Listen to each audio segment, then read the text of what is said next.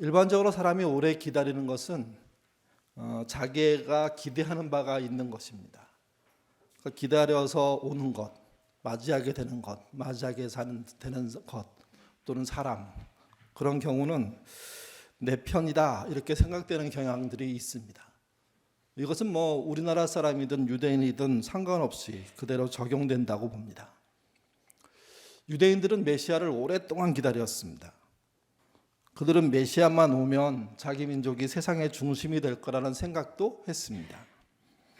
특히 솔로몬 때처럼 1등 나라 되는 꿈, 그들은 갖고 있었습니다. 그 일을 해결하는 분이 메시아라고 생각한 것입니다. 근데 그들이 기대했던 메시아는요, 자기 편으로 오셔야 되고 한 번에 강한 존재로 와야 하는데 그렇지 않았습니다. 유대인이 기대했던 자기 편 메시아 또는 한 번에 오셔서 강력함을 보여주는 메시아, 이것을 좀 생각해 볼 필요가 있습니다. 먼저는 자기 편입니다. 구약 성경의 메시아는 다윗의 후손으로 온다고 되어 있습니다. 유대인의 혈통으로 온다는 이야기입니다. 어느 민족이나 가족은 같은 편이죠.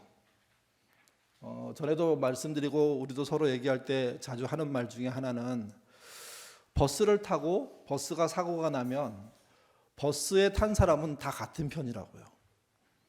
기사가 어떻게 했는지와 상관없이 같은 편이 되는 경향이 있습니다.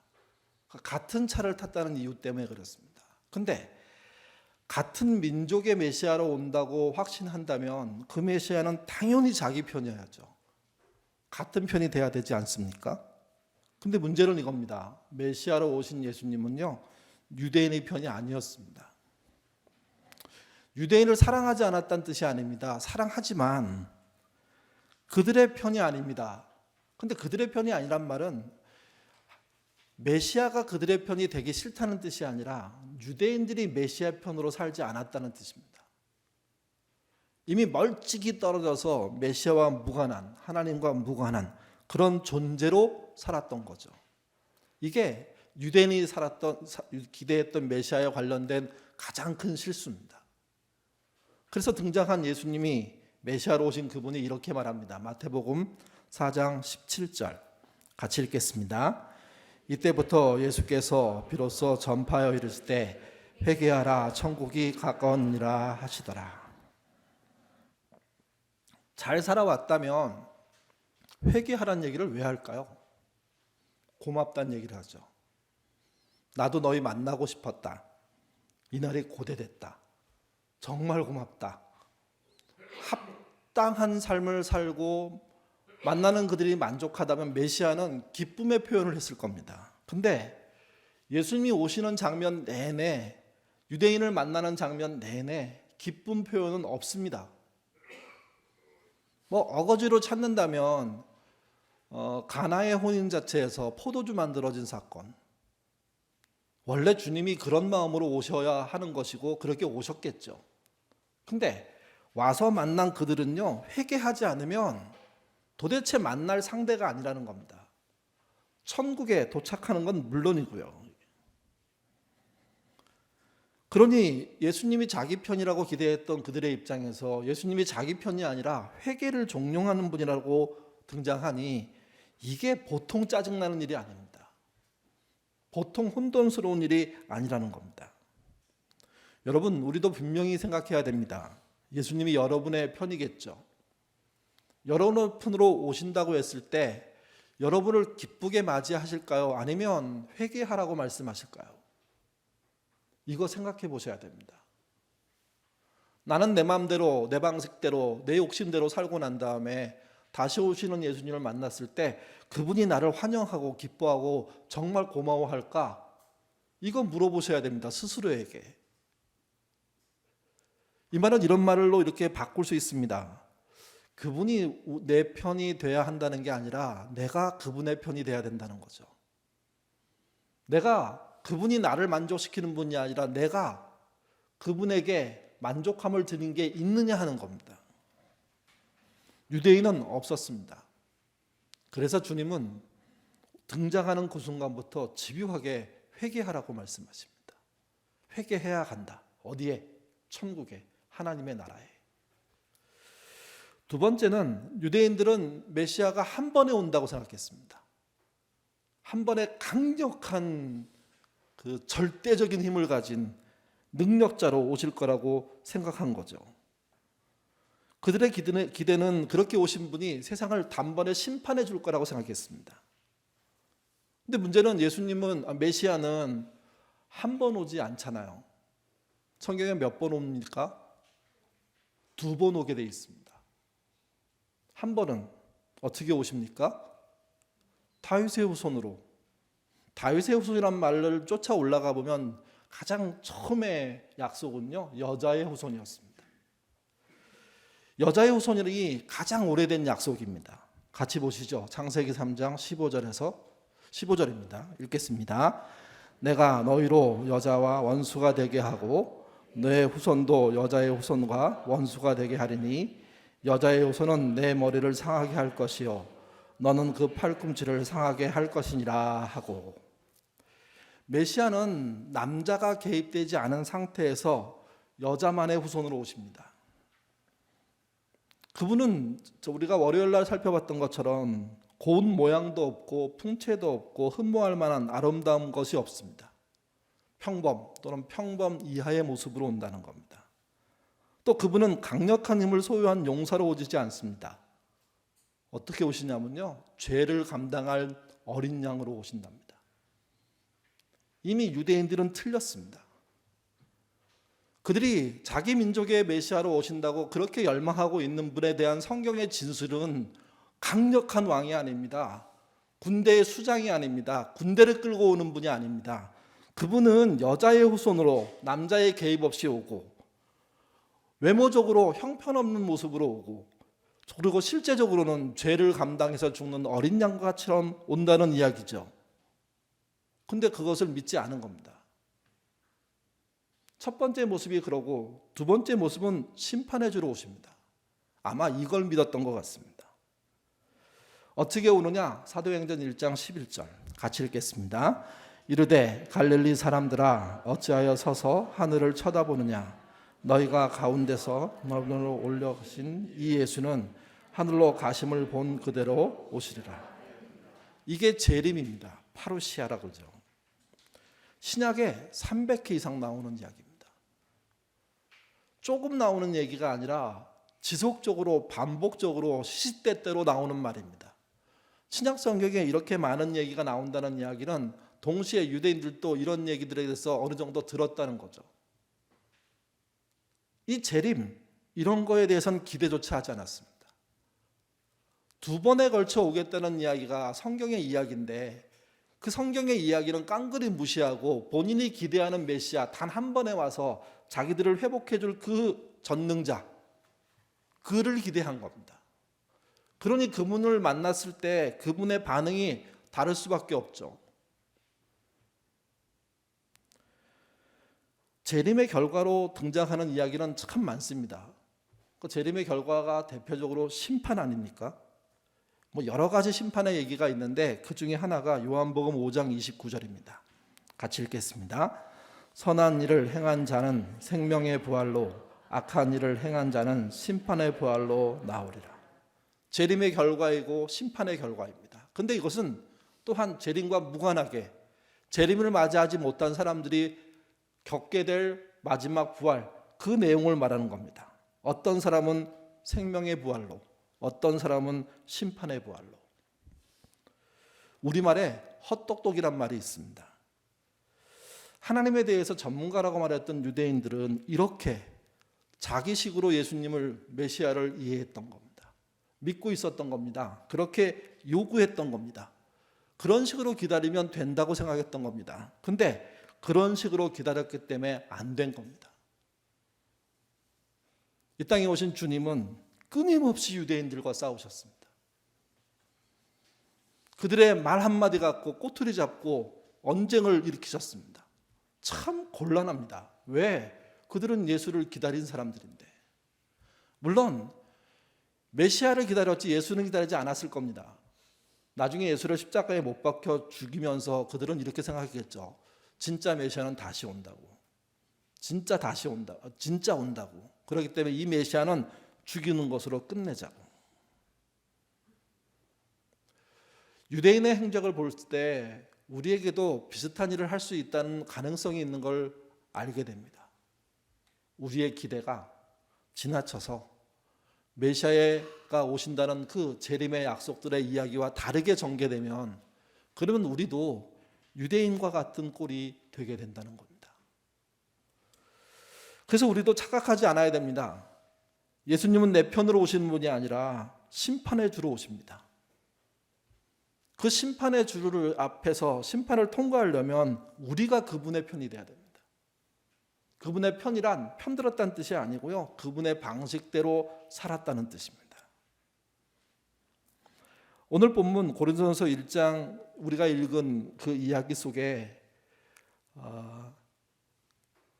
우리가 잘못하면 삐끄덕 넘어질 수 있다는 경고가 들어있습니다. 그런데 그 경고를 이렇게 표현합니다. 아마 이렇게 표현해서 어려운 것 같은데요. 고린도전서 1장 25절 읽겠습니다. 하나님의 어리석음이 사람보다 지혜롭고 하나님의 약하심이 사람보다. 하나님의 어리석음이란 말은 사실은 참 상상하기 어렵습니다. 메시지는 이렇게 번역했습니다. 겉으로는 어리석게 보이는 하나님의 지혜. 이 번역이 훨씬 더 좋아 보입니다. 하나님의 어리석음, 겉으로 보면 어리석고 보이는데 실제는 아니라는 거죠. 그런 지혜가 하나님의 말씀 속에 곳곳에 나타나고 있다는 겁니다. 우리가 유대인처럼 되지 않으려면 이런 하나님의 어리석음, 이런 겉으로 어리석게 보이지만 하나님의 지혜인 것이 무엇인지를 알아야 됩니다. 신앙생활은요, 그것을 내 것으로 만드는 겁니다. 그것을. 우리가 읽으면서도 하나님의 말씀이라고 생각하고 예수님의 뜻이라고 생각하면서도 참 받아들이기 힘든 얘기가 참 많죠. 그 중에 하나가 누가복음 6장 27절에서 31절 같은 말씀입니다. 이것도 같이 읽겠습니다. 그러나 너희 듣는 자들에게 내가 이르노니 너희 원수를 사랑하며 너희를 미워하는 자를 선대하며 너희를 저주하는 자를 위하여 축복하며 너희를 모욕하는 자를 위하여 기도하라. 너희의 이 뺨을 치는 자에게 저 뺨을 돌려대고 내 겉옷을 빼앗는 자에게 속옷도 거절하지 말라. 내게 구하는 자에게 주며 내 것을 가져가는 자에게 다시 달라 하지 말며 남에게 대접받고자 하는 대로 너희도 남는. 이 말씀은 분명히 예수님의 말씀입니다. 근데 여러분, 아멘이 나오십니까? 아멘을 했다면 둘 중에 한 분류인데, 하나는 진짜 이게 맞아, 이렇게 살 거야, 그래서 아멘. 또 하나는 덮어놓고 아멘. 그렇지 않으면요, 읽을 때부터 너무 불편합니다. 어떻게 내 뺨 하나를 때리는데 반대편을 돌려대면서 때리라고 내주는 사람이 어디 있습니까? 이 이야기는 현실에서 그렇게 하라는 의미지만 사실은 비유로서 표현되는 말이기도 하거든요. 누가 나를 때리면 쫓아가서 한 대 더 때려주세요. 그게 미친 사람이지, 온전치 못한 사람이지, 자기 몸을 학대해서 사는 사람이 아니면 어떻게 그렇게 할 수 있습니까? 근데 예수님의 논리는, 하나님이 주시는 그 모습 속에 등장하는 우리가 보기에 어리석음은 진짜 생각하면 생각할수록 납득이 안 되는 겁니다. 나를 미워하는 자를 선대하랍니다. 나를 저주하는 자를 축복하랍니다. 나를 모욕하는 자를 위해서 기도하랍니다. 그쪽으로 얼굴도 두고 싶지 않은데, 내 뺨을 치는 자에게 다른 뺨을 돌려대고 겉옷을 뺏는 자에게 속옷까지 내어주고 구하는 자에게 내 것을 가져가라고 그렇게 말할 수 있는 삶을 사는 것이, 그게 예수님이 요구하신 이야기라면 이 이야기는요, 진짜 평생 숙제거리입니다. 이건. 문제는 이겁니다. 이런 숙제거리를 성경을 통해서 이미 던져놓으셨는데 이런 숙제거리를 가지고 고민하는 신자들이 얼마나 되느냐 하는 거죠. 있는 건 알았지만 나랑은 상관이 없는 말씀으로 생각하기 시작하면 그때부터 유대인 꼴이 나는 겁니다. 이 문제는 어려운 문제이기 때문에 진짜 어렵게 고민해야 됩니다. 아이들이 수학의 어려운 문제를 접했을 때 쉽게 이렇게 푸는 거야 하고 요령을 가르쳐주면 이해하는 아이도 있지만요, 대부분은 그것 때문에 그 다음부터 못 풉니다. 묘수가 있다고 생각하는 거거든요. 아니고 그 길로 가는 절차를 알려주면서 찾아갈 수 있도록 스스로 펜을 들고 풀어가도록 여러 개를 풀면서 실패하면서 배우도록 만들어야 되는데, 그렇게 하지 않고 이게 답이야. 나중에 수능 임박하면 그런 거 하잖아요. 찍기를 가르쳐 주잖아요. 정말 수학에서 애매하면 0 아니면 1이야. 아니면 마이너스 1, 아니면 플러스 1이야. 그 안에서 선택해. 뭐 15가 되고 20이 되는 경우는 별로 없어. 틀린 말 아니에요. 이 말 때문에 앞에 풀어갈 과정들을 아이들이 노력하지 않고 답으로 예상되는 몇 가지 안에서 답을 찾으려고 하는 거예요. 그러면 수학은 끝난 겁니다. 수포자가 되는 거죠. 주님은 분명히 누가복음에 있는 6장 27절부터 31절에 허무맹랑한 진짜 어리석어 보이는 그 이야기를 하셨습니다. 그리고 그것이 이 땅을 살아가는 지혜다. 내가 너희에게 주고 싶은 말씀이다. 그러면 우리는 머리가 빠개지도록 이 문제를 가지고 싸워야 됩니다. 고민해야 됩니다. 왜 이게 말이 안 되는지 싸워야 되고, 왜 이게 말이 되는지 싸워야 됩니다. 이런 언쟁을 교회가 안 하는 겁니다. 이런 토론을 안 하는 겁니다. 관심이 없는 겁니다. 아예 여기를 왜 가 우리가? 이런 문제를 왜 우리가 골치 아프게 풀어가지고 우리끼리 울그락불그락 해줘야 돼? 우리는 이런 식으로 화해를 만들고, 이런 식으로 평안을 만들고, 이런 식으로 진리를 우회할 길을 한꺼번에 만들어버리는 거죠. 그래서 그분의 편이 못 되는 겁니다. 고린도전서는 그래서 그렇게 말합니다. 하나님의 어리석음, 그것이 사람보다 지혜롭고 하나님의 약하심, 사람보다 강하다. 그 속에 들어있는 진의를 모두가 똑같이 찾아낼 수 없지만 다양한 방식으로 찾아내고 다양한 방식으로 적용을 시작할 때 그곳에 하나님의 백성이 사는 곳이고, 그곳을 찾아오신 주님은 그들을 기쁘게 맞이할 수 있는 겁니다. 정말 애썼구나, 수고했구나, 치열했구나, 고맙다. 교회는 그런 존재가 돼야 되고, 신앙은 그런 존재로 결론 나야 되는 거죠. 근데 너무 쉽게 마치 주님이 철없는 문제를 낸 것처럼 우리들은 주님이 세상을 잘 몰라서 그래, 고민하는 사람들 앞에서 그 고민을 왜 쓸데없이 하는 식으로 다 문제를 와해시켜 버리는 겁니다. 그래서 고민할 것은 고민하지 않고, 고민이 필요 없이 명백한 것에 대해서 고민하는,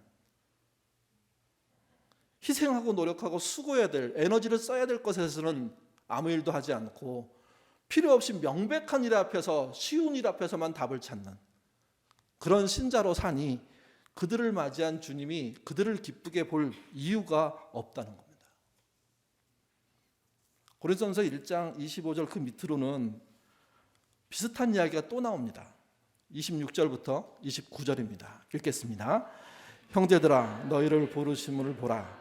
육체에 따라 지혜롭은 자가 많지 아니하며 능한 자가 많지 아니하며 문벌 좋은 자가 많지 아니하도다. 그러나 하나님께서 세상에 미련한 것들을 택하사 지혜 있는 자들을 부끄럽게 하려 하시고, 세상에 약한 자들을 택하사 강한 것들을 부끄럽게 하려 하시며, 하나님께서 세상에 천한 것들과 멸시받는 것들과 없는 것들을 택하사 그런 것들을 폐하려 하시나니, 이는 아무 육체도 하나님 앞에서 자랑하지 못하게 하시고.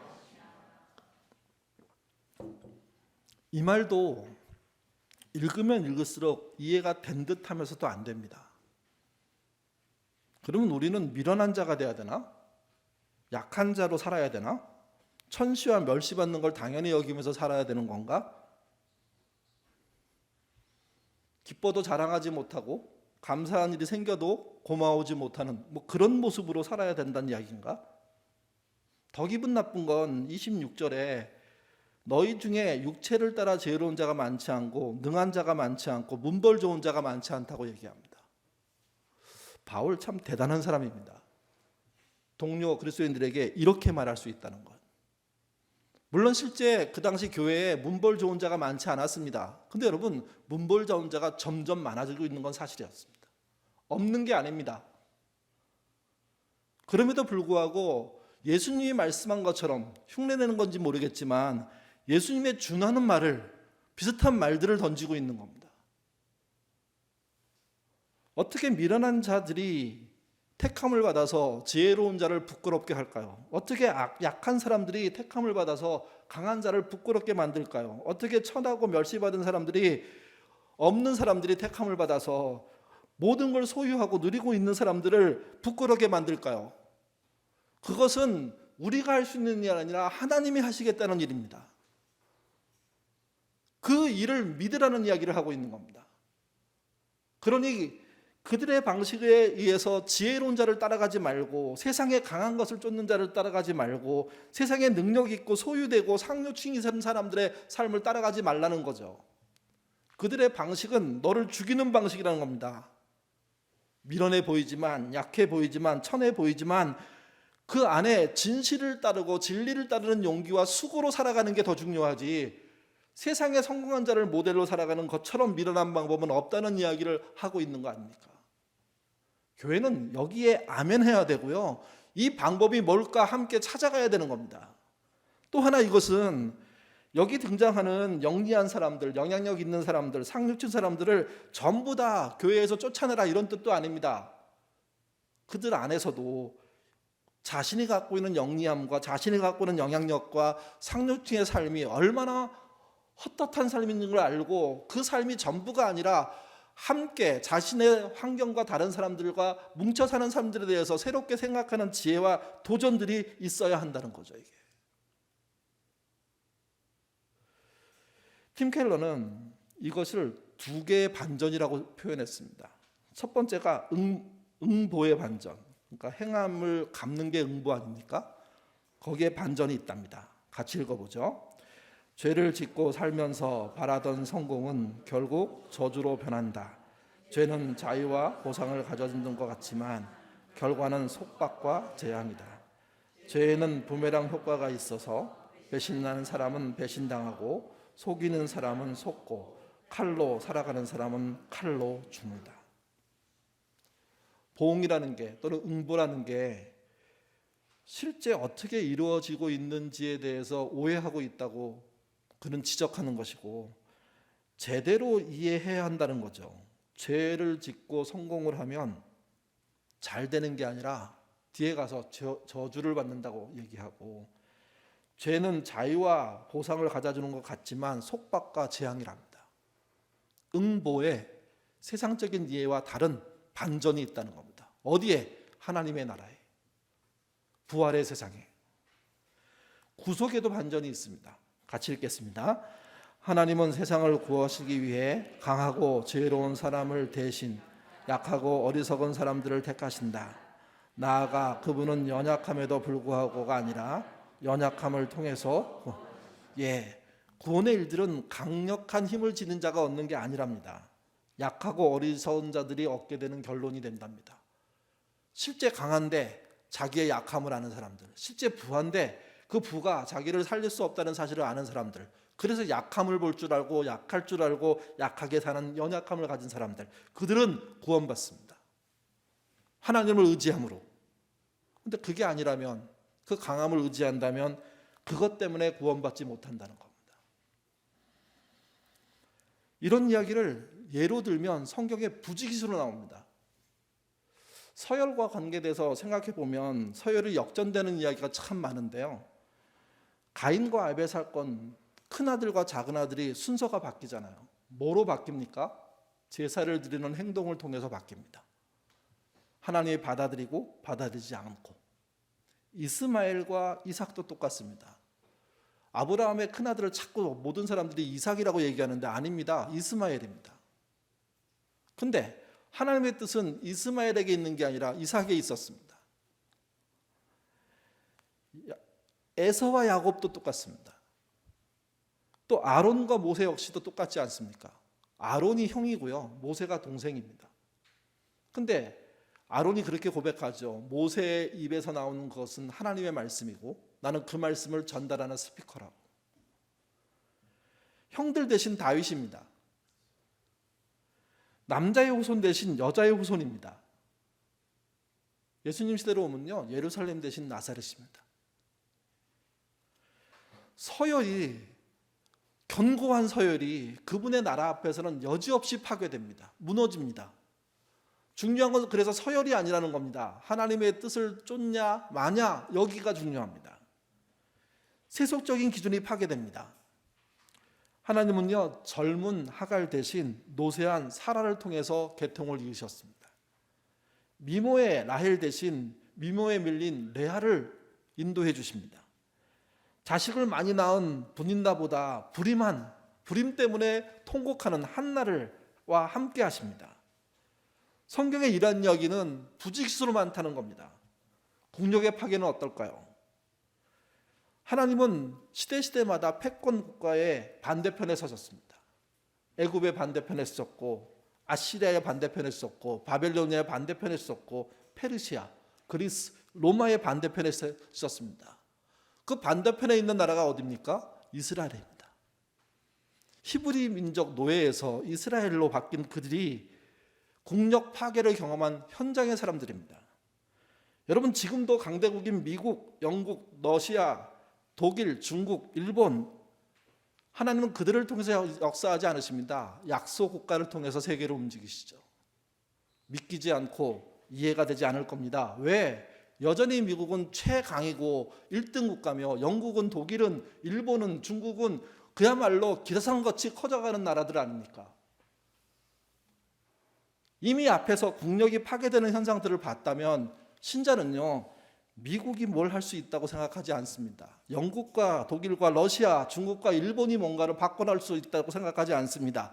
약소국 안에 신실하게 살아가는 자들, 선택받은 자들이 일할 수 있는 나라가, 기회가 올 것이고, 그런 기회를 통해서 세상이 바뀔 거라는 거죠. 더 솔직하게 하나 들어가 볼까요? 대한민국은 강대국입니까? 약소국입니까? 잊지 마십시오. 우리도 강대국 안에 이미 들어갔습니다. 물론 그 나라 안에 연약한 자들과 함께하는 연약한 신실한 백성들이 있고, 그들에 의해서 그 나라가 뒤집어질 겁니다. 우리나라도 그럴 겁니다. 우리가 이런 흐름들에 대한 이해를 해야 됩니다. 서열이 파괴되고, 세속의 기준이 무너지고, 국력이 파괴되고, 그리고 새로운 세력들이 등장하는, 그분이 인정하신 백성들이 나타나는 그 나라, 그 일에 대한 믿음이 우리에게 있어야 되는 겁니다. 그 현장이 뭘 보여주냐면요, 부활해서 만들 그 나라를 보여줍니다. 가인과 아벨의 사건 속에, 이스마엘과 이삭의 사건 속에, 형들 대신 다윗이 선택받은 그 사건 속에 남자의 후손이 아니라 여자의 후손이, 예루살렘이나 나사렛이, 젊은 하갈이 아니라 노쇠한 사라, 자식 많은 분인나가 아니라 불임한 한나, 또 애굽과 아시리아와 로마와 그리고 그리스 같은 강대국이 아니라 미국과 영국과 같은 그런 큰 나라들이 아니라 작은 나라 속에서 작은 자와 함께 세상을 바꾸시는 하나님이 일하고 계신다는 믿음이 성경을 읽으면 생겨야 되는 겁니다. 성경에 수없이 그 얘기를 해주고 있는 거니까. 여러분, 부활의 결과는 우리가 천국에 후다닥 들어가는 게 아닙니다. 부활은 이미 세상에 보여지고 있고, 그 보여지는 이야기 속에는 성경 역사만 찾아보더라도요, 도처에 깔려 있습니다. 미모, 권력, 안락, 성공, 인정, 그게 보기로 보이지만 하나님 없으면 저주입니다. 연약함, 결핍, 상실, 거부 같은 것이 세상에서는 저주로 보이지만 하나님을 믿는 믿음 안에서는요, 복이 됩니다. 부활은 역전입니다. 부활은 세상에 좋다는 것들이 썩어질 것이 되는 것이고, 그분의 어리석음이 진정으로 인정받는 것이기 때문에 그렇습니다. 박노의 시 한 구절을 같이 읽죠. 저는 이 기도가 정말 부활을 소망하는 사람의 기도라고 느껴집니다. 같이 처음부터 읽어보겠습니다. 하늘이시여, 저에게 최대한 것을 허락하지 마시고 최소한의 것을 허락하소서. 최소한의 물질에서 최대한의 기쁨을 누리는 능력을, 최소한의 지식에서 최대한의 지혜를 구하는 능력을, 최소한의 관계에서 최대한의 우애를 가꾸는 능력을, 그리하여 하늘이시여, 저에게 적은 소유로 기품 있는 삶 속에서 오로지 최대한의 사랑만을 허락하소서. 최소한 작은 연약한 그것이 최대한 강력한 대단한 것을 넘어뜨린다는 정신이 부활의 정신입니다. 그 부활의 정신은 미리 지금 우리의 삶에서 체험해야 우리도 생명의 부활로 들어갈 수 있는 기회를 얻게 되는 겁니다. 예수 믿는 여러분, 예수를 기대하시는 여러분, 그분의 다시 오심을 기대하시는 여러분, 여러분의 부활은 여기서 미리 봐야만 합니다.